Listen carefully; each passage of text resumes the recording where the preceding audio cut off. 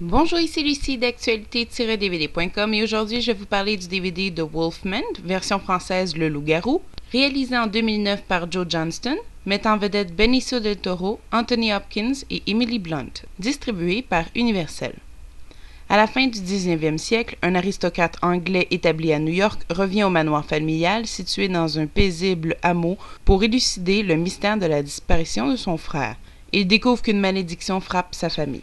En regardant le film, j'ai eu l'impression de regarder un film des années 50, sauf pour les effets spéciaux bien sûr, mais plus pour l'ambiance générale. Malheureusement, ce remake du classique film d'horreur du même titre de 1941 mettant en vedette Lon Chaney Jr. n'est pas tout à fait à la hauteur. Il est très lourd, très sombre et complètement noyé dans une musique beaucoup trop forte et beaucoup trop époustouflante. Le loup-garou est décevant si on comprend qu'on est en 2010 et que les effets spéciaux sont rendus à un autre niveau. Par contre, la transformation est tout autre. C'est un peu dégueu, elle m'a fait réagir. En somme, les effets pour la transformation étaient très bien.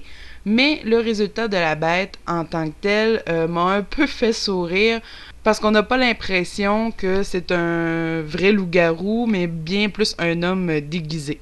Alors l'histoire est aussi décevante puisque tout reste à la surface, on ne va jamais en profondeur des thèmes, soit le dilemme entre l'homme et la bête, la relation père-fils ou encore l'amour qui guérit tous les maux.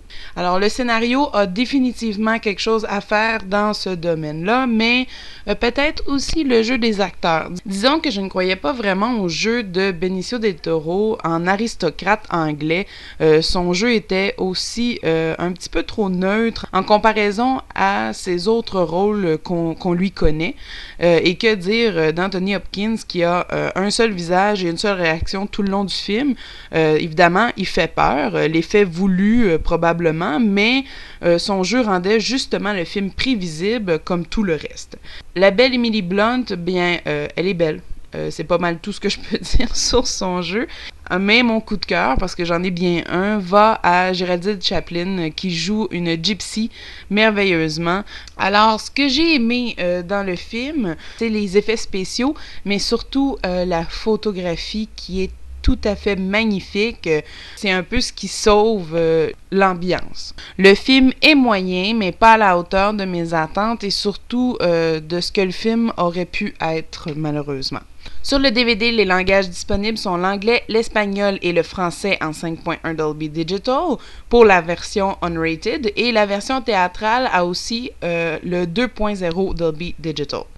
Les sous-titres sont eux disponibles en anglais, espagnol et français. L'encodage pour malentendants est en anglais. Le format anamorphique est de 1.85 par 1.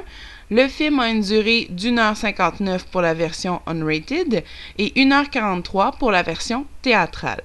Moi, j'ai vu le film au cinéma et évidemment, quand j'ai regardé le DVD, j'ai voulu voir la version unrated et je n'ai pas vu de différence. Le film est pareil d'un bout à l'autre, alors c'est un peu difficile pour moi de vous dire. Il faudrait vraiment que je revoie la version théâtrale sur le DVD, mais je ne crois pas que ça change grand-chose. Peut-être que les scènes de transformation qui ont été rajoutées, je ne pourrais dire. Mais bon, en parlant de ces scènes, alors les suppléments contiennent que des scènes supprimées et des scènes allongées qui sont très intéressantes, mais bon, je comprends pourquoi on les a enlevées, c'était beaucoup trop long, mais reste que c'est passionnant de regarder, par exemple, comme je vous parlais de la transformation de la bête, qui est beaucoup plus longue dans ces scènes supprimées. En bref, le film n'est pas génial, mais pas mauvais non plus. Il vous donnera probablement la frousse ou vous fera sursauter à quelques reprises, sans nul doute. Pour ceux qui aiment ce genre de film, je vous propose donc The Bride of Frankenstein de James Whale, The Birds d'Alfred Hitchcock et An American Werewolf in London de John Landis, tous distribués par Universal. C'était Lucie, je vous remercie et bon visionnement.